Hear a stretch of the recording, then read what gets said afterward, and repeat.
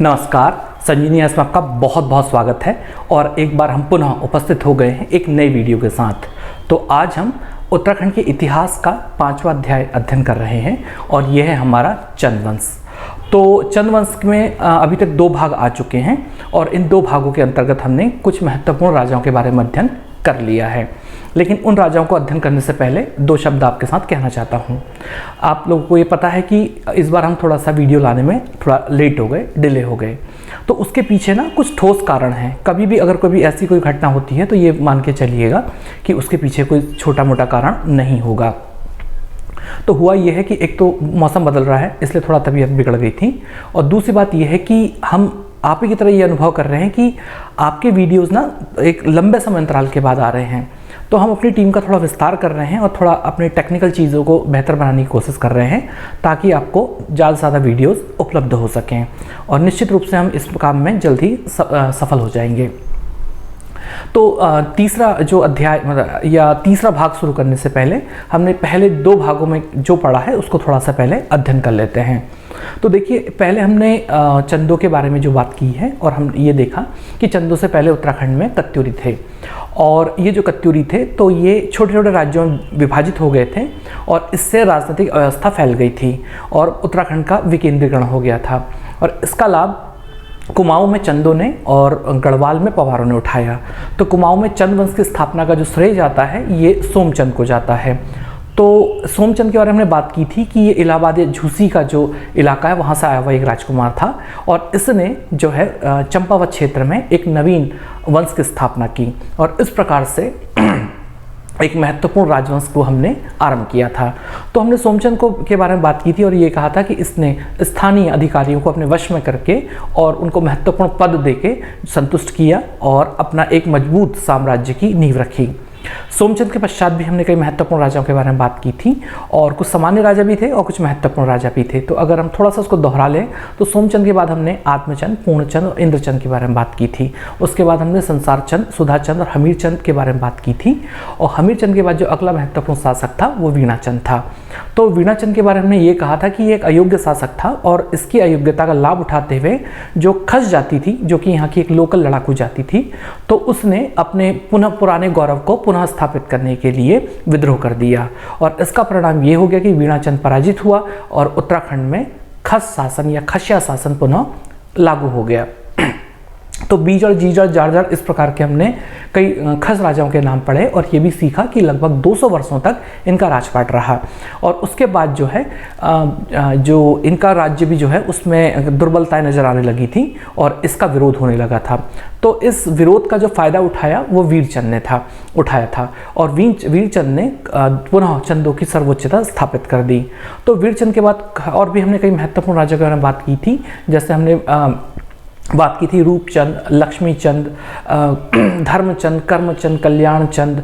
इसी प्रकार से और भी ढेर सारे राजा थे, जैसे कि हमने बात की थी रामचंद है, भीष्मचंद है, इसके परमचंद, थोहरचंद, कल्याणचंद, त्रिलोकीचंद, डमरूचंद, धर्मचंद, डमरूचंद आदि आदि राजाओं के बारे में बात की थी। और अंततः हमने जो हमारा अंतिम शासक था वो था हमारा अभयचंद। तो यहाँ तक हमने पढ़ लिया था, और उसके बाद हम बात करने वाले हैं चंदों के एक बहुत ही महत्वपूर्ण शासक, और इसका नाम है ज्ञानचंद या गरुड़ ज्ञानचंद। तो अब बात करते हैं ज्ञानचंद के बारे में। तो ज्ञानचंद को पढ़ने से पहले हम इसको लिख लेते हैं, ज्ञानचंद, ज्ञानचंद। और ये जो ज्ञानचंद है इसका समय है 1374 से लेके 1419 ईस्वी के मध्य।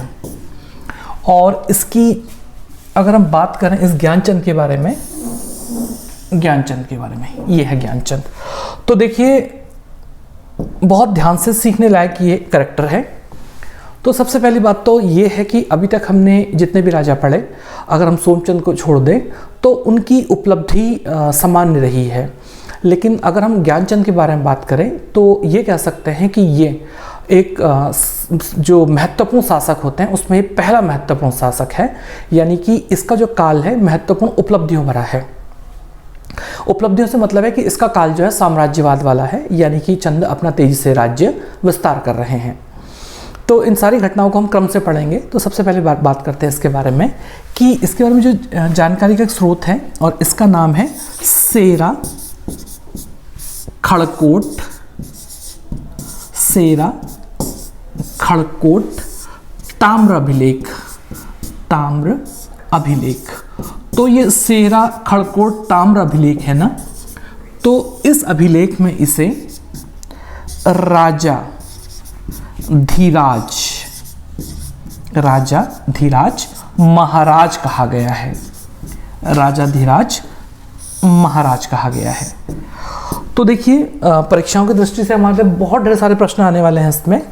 तो सेरा खड़कोट ताम्र अभिलेख में इसे राजा धीराज महाराज कहा गया है। अगर हम बात करें आगे इसके बारे में, तो ये जो हमारा गरुड़ ज्ञानचंद है, यह ज्ञानचंद है। तो इसमें हुआ ये था ना, इसके समय देखिए अगर हम इसको उत्तराखंड मान लें, इसको हम अपना उत्तराखंड मान लें, तो देखिए इससे पहले जो है राजनीतिक अवस्था का काल रहा, क्योंकि दुर्बल राजा आए थे, बहुत अच्छे राजा नहीं आ पाए थे।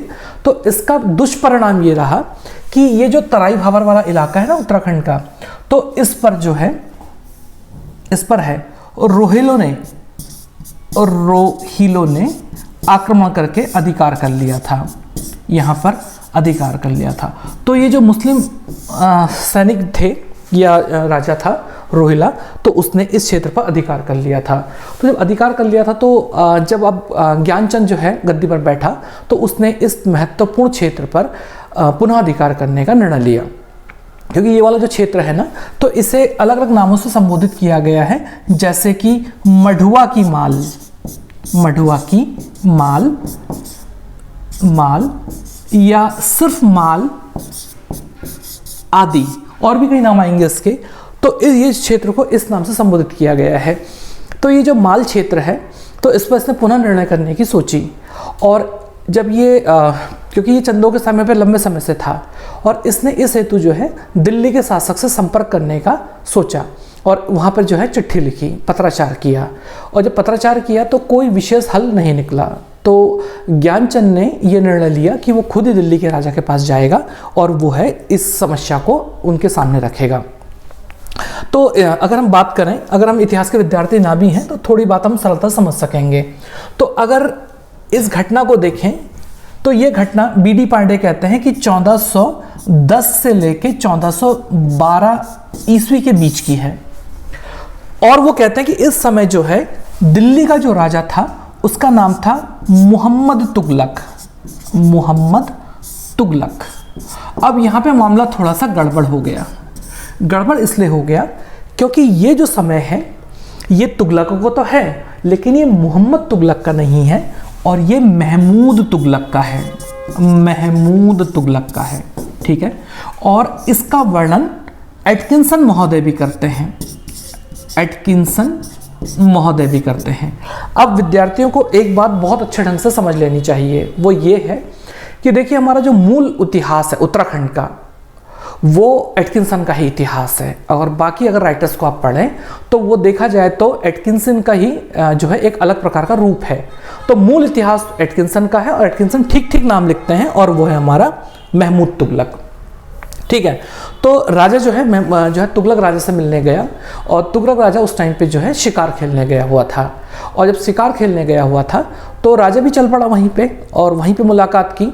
और राजा ने जो है जो ज्ञानचंद है उसने तुगलक राजा से कहा कि महाराज, ये जो तराई भाबर वाला जो माल वाला जो इलाका है, ये हमारा पुश्तैनी इलाका है। पहले कत्यूरियों के पास था ये, और उसके बाद चंदों के पास आ गया। तो आपसे निवेदन है कि ये वाला इलाका हमें दे दिया जाए ताकि हम इस पर पुनः अधिकार कर सकें। और ठीक इसी समय एक महत्वपूर्ण घटना भी घट गई। तो महत्वपूर्ण घटना ये घटी कि शिकार के दौरान राजा ने देखा कि एक जो गरुड़ है वो मुंह में सांप दबाए हुए उड़ रहा था, और ज्ञानचंद ने एक तीर से ही उस उड़ते हुए गरुड़ को मार गिराया। उसके निशानेबाजी के कौशल से प्रसन्न होकर तुगलक राजा ने उसकी मांग मान ली, और जो ये माल क्षेत्र है उसे वापस जो है देने का अधिकार जो प्रदान कर दिया। और खुशी खुशी जो है ये ज्ञानचंद जो है ये खुश हुआ, और इसी समय जो है ये तुगलक राजा ने इसे गरुड़ की उपाधि दे दी। तो इस प्रकार से इसका नाम हो गया, इसका नाम हो गया गरुड़ ज्ञानचंद।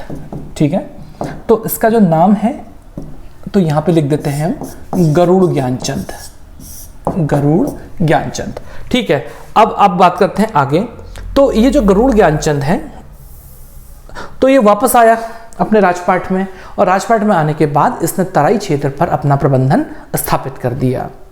लेकिन हुआ ये कि कुछ ही समय पश्चात एक अलग घटना घट गई। घटना ये घट गई कि इस बार जो संभल के लोग थे ना, जो संभल के शासक ने, के मुस्लिम शासक ने इस तराई भाबर क्षेत्र पर अधिकार कर लिया। और इस तराई भाबर क्षेत्र पर जब अधिकार कर लिया तो उसका परिणाम ये हो गया कि अब ये चिंता का विषय हो गया, क्योंकि ये पूर्ण रूप से क्षेत्र चंदों के हाथ से निकल गया। और जब इस चंदों के हाथ से निकल गया तो अब चंद राजा गरुड़ ज्ञानचंद ने तलवार के बल पर इस क्षेत्र पर अधिकार करने का निर्णय लिया, क्योंकि अधिकार तो तुगलकों ने दे ही दिया था। तो इसलिए उसने अपने योग्य सेनापति नलू या नीलू कठायत को भेजा।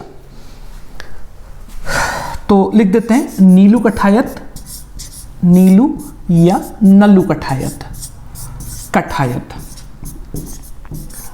ठीक है, तो नल्लू कठायत को जो है तराई भाबर क्षेत्र में अधिकार करने के लिए उसने भेजा। और नल्लू कठायत ने अपनी वीरता का परिचय देते हुए इस क्षेत्र पर मुसलमान जो सैनिक हैं उनको मार भगाया और इस क्षेत्र पर पूरा अधिकार कर लिया। तो जब अधिकार कर लिया तो ये एक बहुत बड़ी उपलब्धि थी कि इतना जो राजस्व के हिसाब से बहुत महत्वपूर्ण इलाका था और उस पर चंदों का अधिकार हो गया। तो नीलू कठायत की चारों ओर जो है प्रशंसा होने लगी, उसके सम्मान में कसीदे पढ़े जाने लगे और वो बड़ी खुशी खुशी गाजे बाजे के साथ जो है राजधानी पहुंचा। और जब राजधानी पहुंचा तो राजा उससे बहुत खुश हुआ, और राजा जब बहुत खुश हुआ तो उसने उसे ना एक सिरोपा यानी कि राजसी वस्त्र गिफ्ट किए। और कभी कभी किताबों में लिखा होगा कुमाऊनी खिल्लत, ठीक है ना, प्रदान की खिल्लत दी। इसके अलावा राजा ने इसे ध्यानीरों में 12 जूला भूमि दान दी। 12 जूला भूमि, जूला चंदों के काल में जमीन नापने की स्केल था, जिसके बारे में बाद में बात करेंगे प्रशासन के टाइम पे। ध्यानीरों में 12 जूला भूमि दी। और इसके अलावा जो माल क्षेत्र यानी तराई क्षेत्र जो था, तो माल क्षेत्र में 3 गांव दान में दिए। इसके अलावा एक तख्ती पर उसके सम्मान और विजय गाथा का वर्णन किया गया। और नीलू कठायत के गांव जिसका नाम था कपरौली, तो उस कपरौली गांव में उस तख्ती को स्थापित करवाया। और इस प्रकार से नीलू कठायत जो है जनता के बीच में बहुत ज़्यादा लोकप्रिय हो गया। एक कथन या एक तथ्य ये भी है कि हमारी सफलता से सभी प्रसन्न हो ऐसा आवश्यक नहीं, कभी ना कभी कोई ना कोई ईर्ष्या करने वाला भी हो ही जाता है, सत्य है। तो यही हाल चंद दरबार में भी हुआ। तो चंद दरबार में एक अधिकारी था और उसका नाम था जस्सा सिंह। तो ये जो जस्सा सिंह है, अगर हम इसके बारे में बात करें, जस्सा सिंह, तो ये जस्सा सिंह कमलेख गांव का था और इसलिए इसको जस्सा सिंह कमलेखी भी कहते थे, जस्सा सिंह कमलेखी। ठीक है, तो ये मन ही मन नीलू कठायत जो है उससे बहुत ज़्यादा ईर्ष्या करता था, लेकिन ये चापलूस प्रवृत्ति का भी था और चालाक और धूर्त भी था। तो इसने क्या किया, राजा से कहा कि महाराज, नीलू कठायत ने बहुत बड़ी उपलब्धि अर्जित की है और निसंदेह वो प्रशंसा का पात्र है, लेकिन महाराज हमने उसे जितने भी उपहार दिए हैं और जितने भी भेंट की हैं, मुझे लगता है वो अपर्याप्त हैं। इसलिए मेरा निवेदन है आपसे कि नीलू कठायत को तराई भाबर का राज्यपाल नियुक्त कर दिया जाए। राजा ऐसा नहीं चाहता था, लेकिन उस समय माहौल ही कुछ इस प्रकार का बना कि राजा को हाँ कहनी पड़ी और उसने आधिकारिक घोषणा कर दी। तो जब ये घोषणा कर दी और ये सूचना जो है नीलू कठायत के पास गई, तो वो बहुत ज़्यादा क्रोधित हो गया और असंतुष्ट हो गया।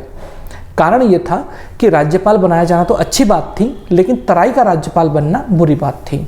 वो इसलिए क्योंकि तराई का जो क्षेत्र है तो उस समय वर्षा के मौसम में और शीत ऋतु में ये यहाँ पे जानलेवा मलेरिया हो जाता था, जो कि एक महामारी का रूप ले लेता था। उस टाइम पे स्वास्थ्य सुविधाएं तो इतनी बेहतर थी नहीं, तो इसलिए पर्वतीय लोग डर के मारे इस मौसम में पहाड़ों की ओर चले जाते थे और वहाँ पे केवल उन्हीं लोगों को भेजा जाता था जिनसे जो है राजा जिनको दंडित करना चाहता था। तो कुल मिला के तो जब नीलू कठायत को यहाँ का राज्यपाल नियुक्त किया गया, इसीलिए वो बहुत ज़्यादा असंतुष्ट और क्रोधित हो गया और इसी क्रोध के आवेश में आकर वह दरबार पहुँच गया। जब दरबार पहुंच गया तो जस्सा सिंह कमलेखी ने राजा को भड़काते हुए कहा कि महाराज, नीलू कठायत जो है सरकारी यानी कि दरबारी जो पोशाक है उसे पहने ही बिना ही आपके पास आ गया है। तो राजा भी बहुत क्रोधित हो गया और उसने नीलू कठायत ने जो उसको ग्रीट किया था यानी कि उसको अभिनंदन किया था, उसने स्वीकार नहीं किया। कुमाऊनी भाषा में अभिनंदन करने को ढोक करना कहते हैं, तो ढोक स्वीकार नहीं की। अच्छा, अब बात करते हैं आगे। तो जो नीलू कठायत भी जो है जो गुस्से में आके जो है वो अपने घर वापस लौट गया और नीलू कठायत का जो घर है अभी हमने बात की थी कपरौली गांव में थी। तो जब वो कपरौली गांव में पहुंचा तो जब उसकी पत्नी ने उसे देखा तो वो बड़ा आश्चर्य में आ गई, क्योंकि इस बार नीलू कठायत ना मिठाइयाँ लाया था ना कपड़े लाया था किसी के लिए, और वो चुपचाप जो है बैठा हुआ था। तो राजा ने उससे पूछा कि मतलब राजा के बारे में उसने पूछा कि भाई क्या हो गया आपको, क्या आप क्यों इतने चिंतित हो, क्या कुछ बात हुई है राजा के साथ। तो नीलू कठायत ने सारा वृतांत सुना दिया। तो जो नीलू कठायत की पत्नी थी वो सिरमौर यानी हिमाचल प्रदेश का जो इलाका था वहाँ की एक कन्या थी। तो उसने नीलू कठायत को समझाते हुए कहा कि बिना राज और नाज के रहा नहीं जाता, इसलिए राजा से बैर उचित नहीं है और आपको माफ़ी मांग लेनी चाहिए। अगर आप कहें तो मैं अपने बच्चों को भेज देती हूँ, आपके बच्चों को भेज देती हूँ राजा से माफ़ी मांगने के लिए। तो नीलू कठायत को बात समझ में आ गई और उसने कहा कि नहीं, माहौल ख़राब है, बच्चों को वहाँ ना भेजो, बल्कि मैं ही जाऊँगा राजा के पास। तो जो नीलू कठायत की जो पत्नी थी उसने अपने बच्चे जो है अपने नाना जी, उसके मतलब उन बच्चों के नाना जी के यहाँ सिरमौर भेज दिए। लेकिन हुआ ये कि दुर्भाग्यवश जो वो बच्चे हैं जस्सा सिंह कमलेखी के हाथ पड़ गए। तो जस्सा सिंह कमलेखी ने उनसे पूछा कि भाई आप लोग कहाँ जा रहे हो। तो मासूम बच्चों ने सारा वृतांत सुना दिया। तो जस्सा सिंह कमलेखी जो है उन्हें बहला फुसला के अपने घर ले गया और उसके बाद राजा गरुड़ ज्ञानचंद के पास पहुंच गया और राजा को भड़काते हुए कहा कि महाराज, नीलू कठायत नीचता पर उतर आया है और उसने आपको मारने के लिए अपने 2 बेटों को, जिनका नाम है सुजू एवं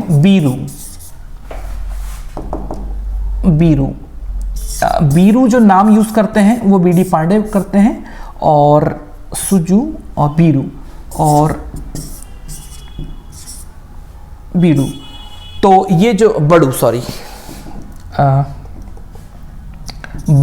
शब्द जो प्रयोग करते हैं वो एटकिंसन करते हैं। तो कुल मिला के तो वो 2 बच्चे जो हैं, तो हुआ ये कि ये जो जस्सा सिंह कमलेखी है तो उसने राजा को भड़का दिया और वहीं दूसरी ओर जो है उन दोनों मासूम बच्चों की जो है आंखें निकलवा दी।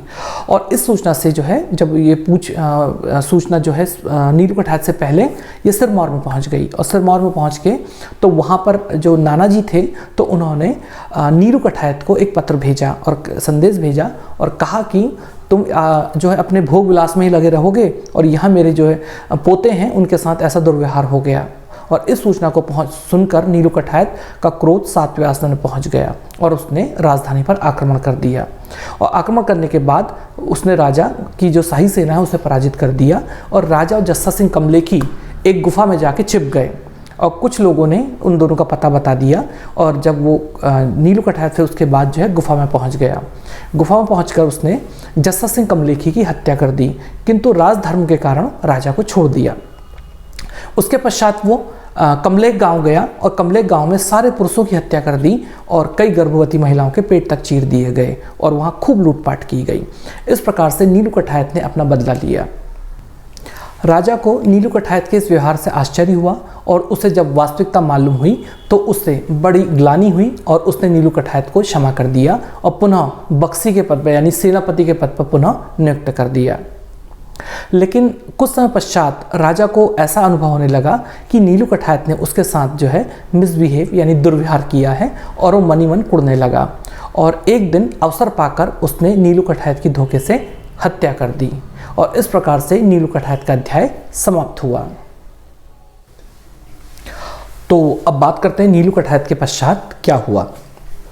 तो देखिए ये जो गरुड़ ज्ञानचंद है ना, अगर हम इसके बारे में बात करें गरुड़ ज्ञानचंद के, तो इसे ना एक जन विरोधी शासक भी माना गया है विद्वानों के द्वारा। तो जन विरोधी क्यों माना गया है? जन विरोधी शासक, विरोधी शासक। तो ऐसा क्या हो गया कि इसके लिए ऐसा कहा जा रहा है? तो देखिए इसने ना कई सैनिकों को या सैन्य अधिकारियों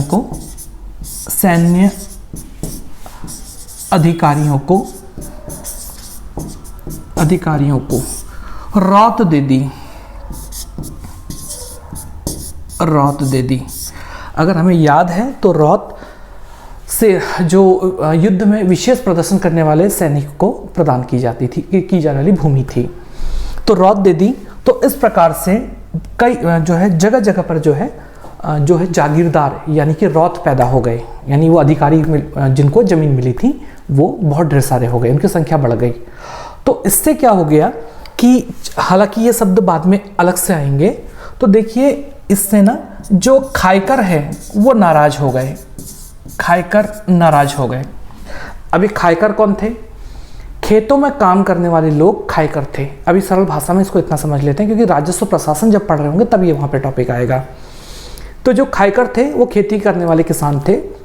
तो जब किसी सैन्य अधिकारी को एक बड़ा भूखंड दे दिया गया खाईकरी के रूप में, यानी रौत के रूप में, तो उस क्षेत्र में काम करने वाले तमाम किसान यानी खायकर उस रौत वाले अधिकारी या जागीरदार के अधीनस्थ हो गए।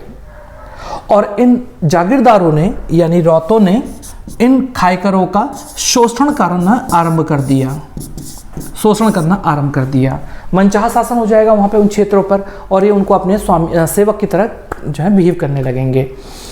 तो कुल मिला के तो इससे जो है खायकर बहुत ज़्यादा नाराज हो गए। जब खायकर नाराज हो गए तो खायकरों का एक नेता था और इसका नाम था कुंजीपाल। तो ये जो कुंजीपाल है, अगर हम इसके बारे में बात करें तो इसने राजा से शिकायत की खायकरों की ओर से कि जो खायकर हैं, जो रौत हैं यानी कि जो जागीरदार हैं, वो हमारा शोषण करते हैं। तो राजा ने समस्या का समाधान करने के बजाय इस कुंजीपाल का एक भाई है जिसका नाम है कीर्तिपाल।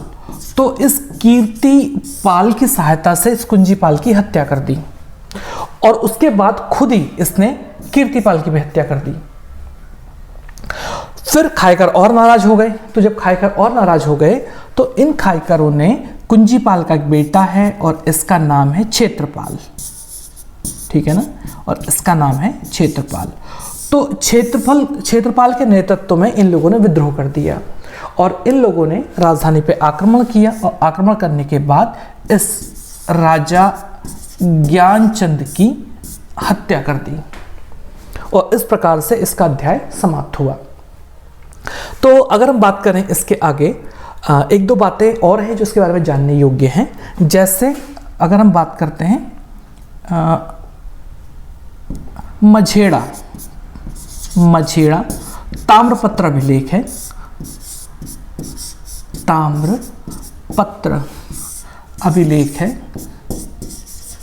ताम्रपत्र अभिलेख।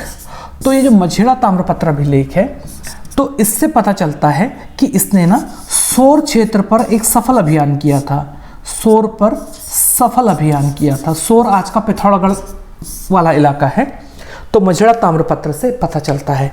अच्छा, एक ताम्रपत्र और है इसका महत्वपूर्ण और उसका नाम है गोबसा ताम्रपत्र। तो गोबसा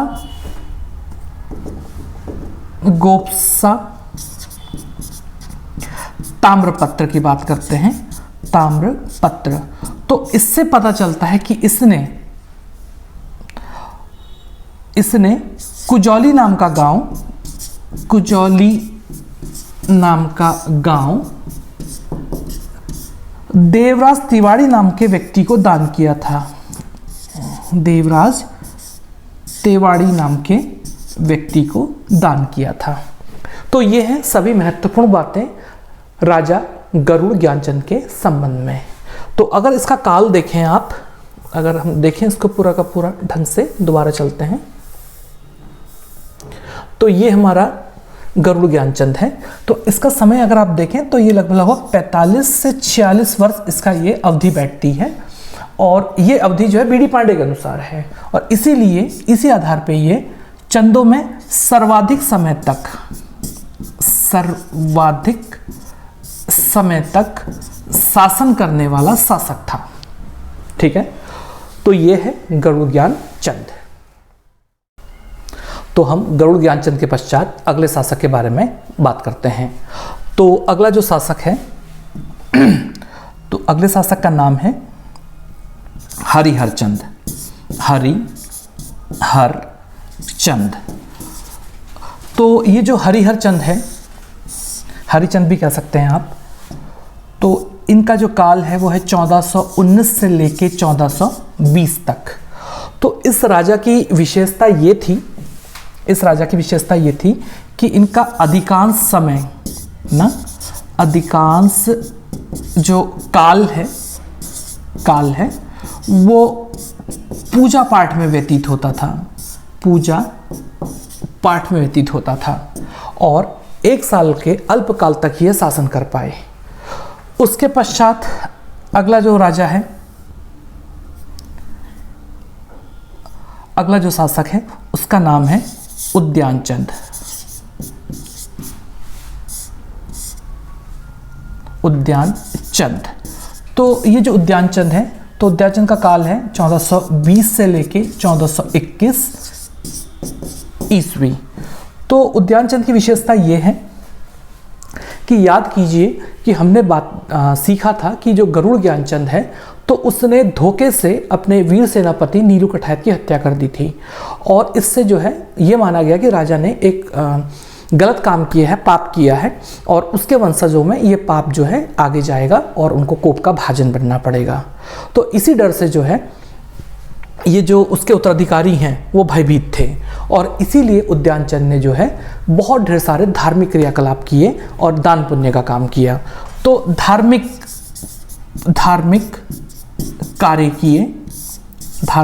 कार्य, और इसके अलावा ढेर सारा इसने दान पुण्य भी किया, दान पुण्य।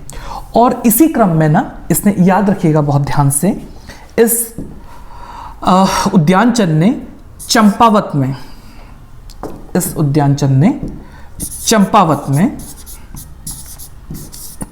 में प्रसिद्ध बालेश्वर मंदिर का निर्माण भी आरंभ किया।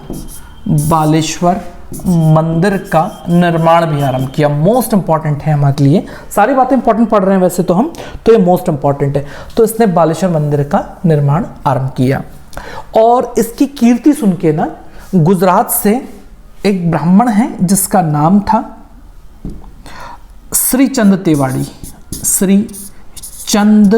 तेवाड़ी, और उसका बेटा था जिसका नाम था शुकदेव तिवाड़ी।